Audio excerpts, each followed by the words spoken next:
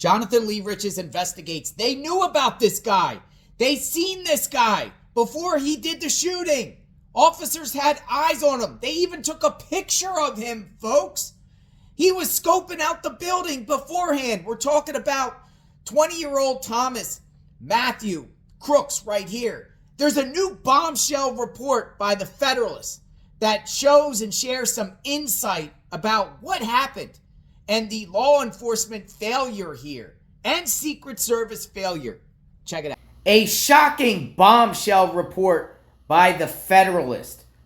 3 counter snipers were in building Trump shooter used. Took photos of him.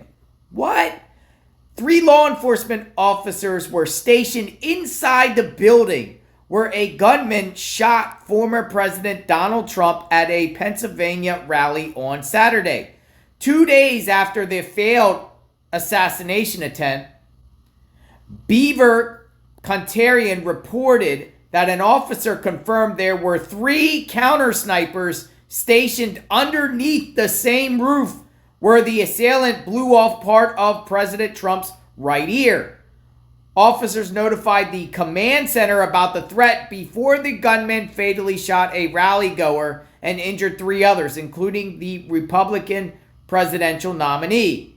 A Beaver County police officer warned a command center of seeing a man with a rangefinder before former President Donald Trump was shot on Saturday. The officer had also warned the man was scoping out the roof of the building he was stationed in as a counter sniper, and that the man returned with a backpack before ultimately scaling the building. According to CBS, law enforcement even took a picture of him before the gunfire. Contrary to reports in national news outlets, officers say the building just outside the security perimeter established by the Secret Service was in fact occupied by law enforcement.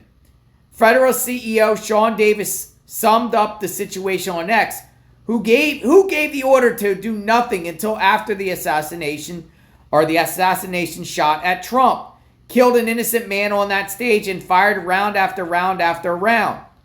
That is very interesting. But the security failures even go deeper. According to NBC News, the Secret Service was made aware of the unique threat presented by the building days before the Pennsylvania rally. Yet, the building wasn't included in the official security perimeter. But no officers were posted on the building used by the would-be assassin outside the event security perimeter, but only about 148 yards from the stage, within a range of a semi-automatic rifle like the one the gunman was carrying, NBC News said. Local police resources were reportedly dedicated to securing outside the Secret Service perimeter.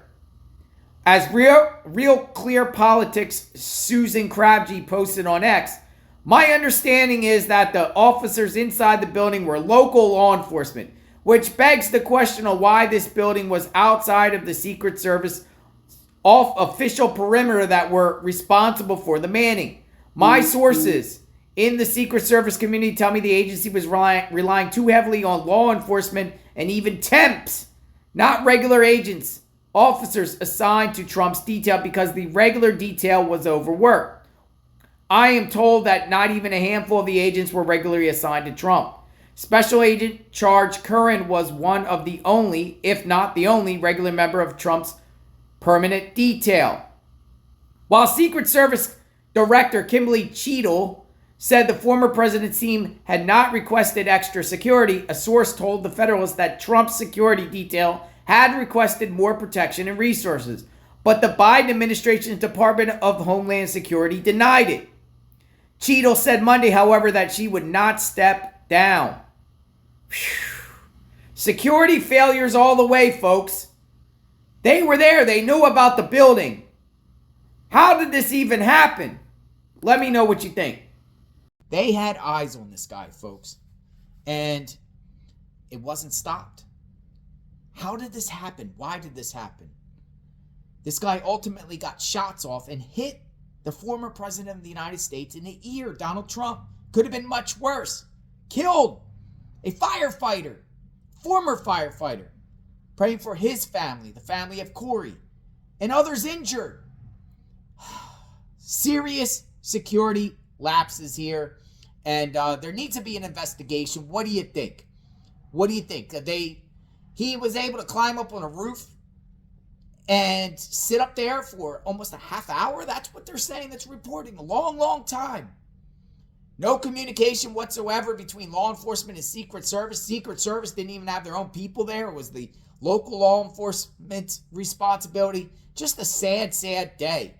Hopefully law enforcement comes out and explains a little bit about what happened that day. Secret Service is still secret, and they're not saying anything about what happened that day.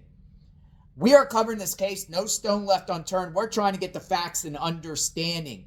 We're taking a deep dive. We're peeling the onion. No stone left unturned on JLR Investigates. Subscribe to the channel. Like, hit the notification button. We're covering this case extensively. When more information comes out about this guy, I will share with all of you. I am JLR Investigates. Stay tuned.